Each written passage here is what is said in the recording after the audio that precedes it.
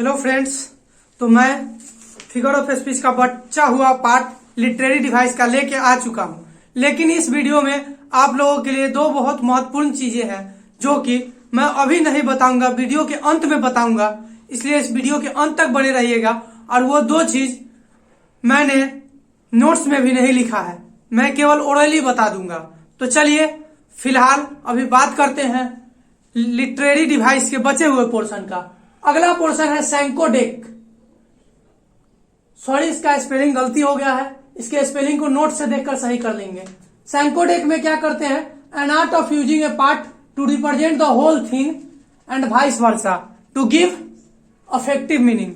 सैंकोडेक में हम लोग क्या करते हैं? एक पार्ट को यूज करते हैं पूरे थिंग को रिप्रेजेंट करने के लिए। जैसे यहां पे एक एग्जांपल है, Johnson was not able to earn the bread of life, यानी कि जॉनसन अपने जीवन का एक ब्रेड, एक रोटी भी अर्न नहीं कर सकता है। तो क्या इंसान जीवन में रोटी कमाता है? नहीं। यहाँ पे रोटी का मतलब है बेसिक नीड। जितने भी इंसान के बेसिक नीड होते हैं, खाना, पानी, रहने के सामान, स्वास्थ्य सुविधाएं, इन सब के लिए केवल एक वर्ड यूज किया गया है, वो क्या है? ब्रेड। अगला चीज देखिए, अगला लिटरेरी डिवाइस है मेटोनॉमी। An art of using a instrument oblique weapon instead of person and brand instead of things oblique product is called metonymy। आपको मैं बता दूं कि हम लोग रोज प्रतिदिन कम से कम दिन में 5 बार से 10 बार इस्तेमाल करते होंगे मेटोनॉमी का, लेकिन हमें पता नहीं चलता है। इसमें क्या हम करते हैं?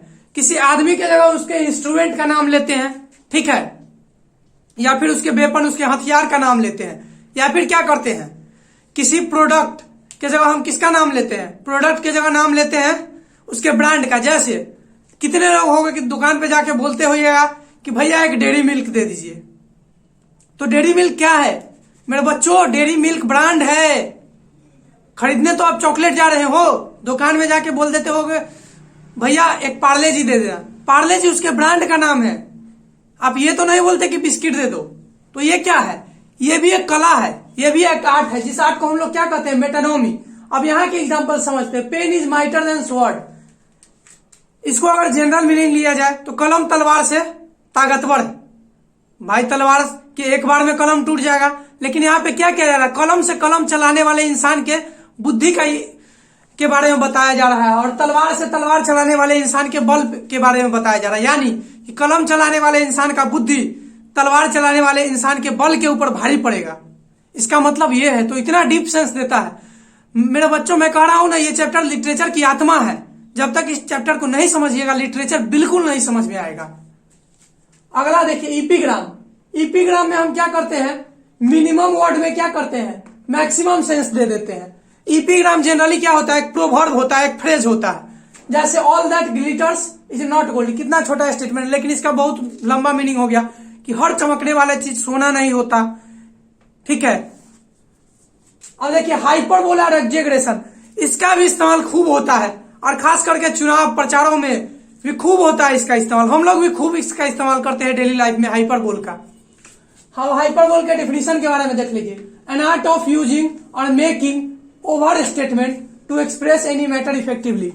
किसी भी बात को बढ़ा चढ़ा के बोलना ताकि वो बात किसी इंसान के दिमाग में अच्छे तरीके से चला जाए।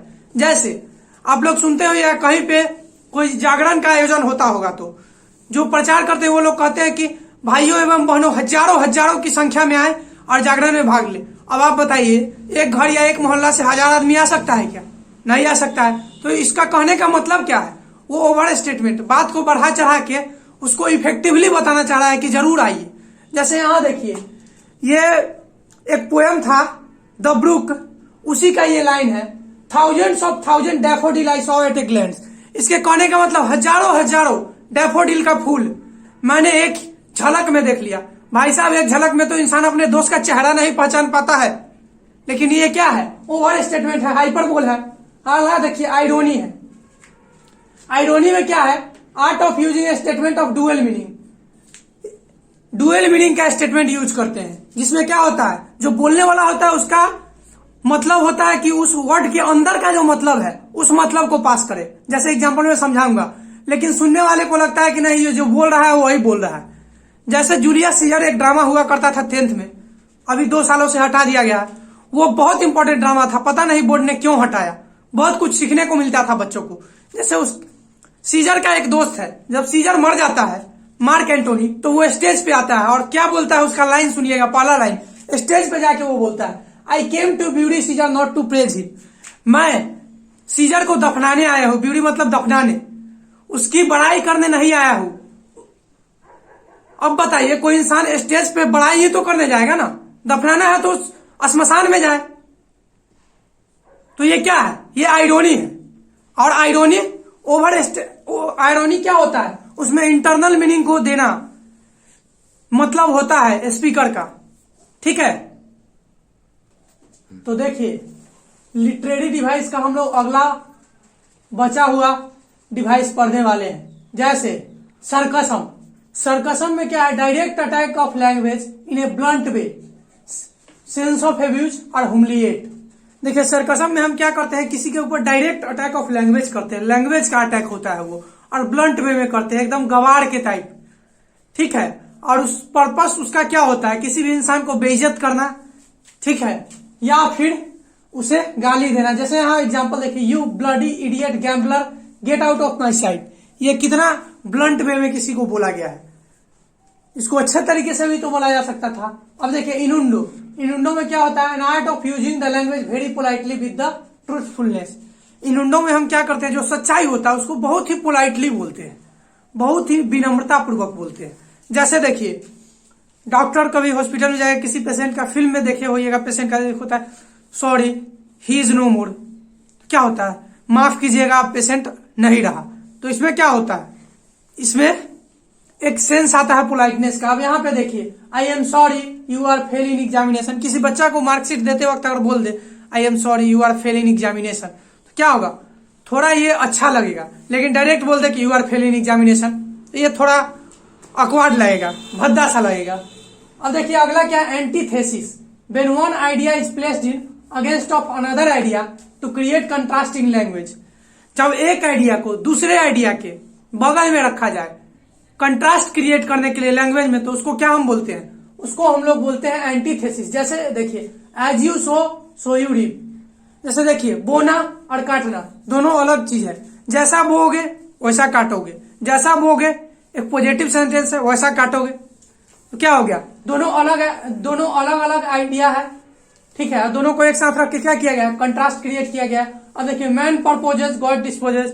आदमी बनाता है भगवान तोड़ते हैं। अब देखिए 17वां device, oxymoron, an art of using two opposite word side by side to create contrast. दो अपोजिट वर्ड को एक दूसरे के बगल में हम लोग यूज करते हैं कंट्रास्ट क्रिएट करने के लिए, तो उसको हम लोग क्या कहते हैं, ऑक्सीमोरन कहते हैं। जैसे in and out, she sleeps in a sleepless night. वह सोई बिना नींद के रातों में, ठीक है। तो वो सोई लेकिन उसको नींद नहीं आया, तो क्या है, दोनों अपोजिट वर्ड है, दोनों को एक साथ रखा गया है, ठीक है। अब देखिए ओनामेटोपिया, ये रेयर डिवाइस है, जल्दी नहीं पढ़ाया जाएगा और इसका आपको जल्दी। ओनामेटोपिया में हम लोग क्या करते हैं, जानवर का जो साउंड का नेम होता है, जैसे डॉग के भौंकने को हम लोग क्या करते हैं, बार्किंग बोलते हैं, ठीक है। तो क्या करते हैं हम लोग, उसके साउंड का नेम न देके उसके एक्सप्रेशन को दे देते हैं। जैसे यहाँ पे देखिए, ए डॉग भो भो भो थ्रू आउट द नाइट, मतलब ये भूखने का एक्सप्रेशन है। जैसे बिल्ली का रहता तो मियाओ मियाओ मियाओ कर देते, तो ये क्या है, एक्सप्रेसिव डिवाइस है। इसमें किसी भी जानवर के आवाज को एक्सप्रेस करते हैं, न कि उस आवाज का इंग्लिश नाम लिखते हैं। और जैसा कि मैंने आपको वादा किया था कि 2 डिवाइस ऐसा पढ़ाऊंगा जो कि मैंने नोट्स में दिया है और वीडियो के लास्ट में। तो 2 चीज है, ये एक पोएम लिखते वक्त या फिर आप अगर लिटरेचर के स्टूडेंट बनेंगे आगे चल के तब काम आएगा। एक को बोलते हैं एंटी क्लाइमेक्स और एक को बोलते हैं क्लाइमेक्स। देखिए क्लाइमेक्स क्या होता है, किसी भी चीज को, किसी भी पोएम या किसी भी स्टोरी को सीरियली लिखना, ये क्या है, क्लाइमेक्स है। और सीरियली हटा देना, ये क्या है, एंटी क्लाइमेक्स। जैसे एग्जांपल से समझिए, जैसे किसी दोस्त के बारे में आप अपने घर पे बता रहे हैं, तो क्या बताइएगा, अभी मैं क्लाइमेक्स का एग्जांपल दे रहा हूं। मैं उसके घर पे पहुंचा, उसके बाइक पे बैठा, फिर हम दोनों ने मूवी की टिकट ली और मूवी देखने चले गए, तो ये क्या है, क्लाइमेक्स है। हर एक चीज आपने ढंग से बताया। एंटी क्लाइमेक्स में इसी को कैसे बोलेंगे, मैं मूवी देखने गया था अपने दोस्त के साथ, उसके घर से जाके बाइक लिया, टिकट लिया, ये क्या है, उल्टा पुल्टा कर देंगे। तो ये क्या है, एंटी क्लाइमेक्स है। और जैसा कि मैंने कहा था, ज्यादा से ज्यादा शेयर करें, लाइक करें, तभी जाके मेरा ये मोटो सफल हो पाएगा। और आपको इससे भी अच्छे अच्छे कंटेंट दूंगा, आगे जाके इससे भी अच्छे अच्छे शॉर्ट ट्रिक्स बताऊंगा, हर एक सब्जेक्ट के शॉर्ट ट्रिक्स बताऊंगा, जो कि आपके लिए काफी यूजफुल होगा।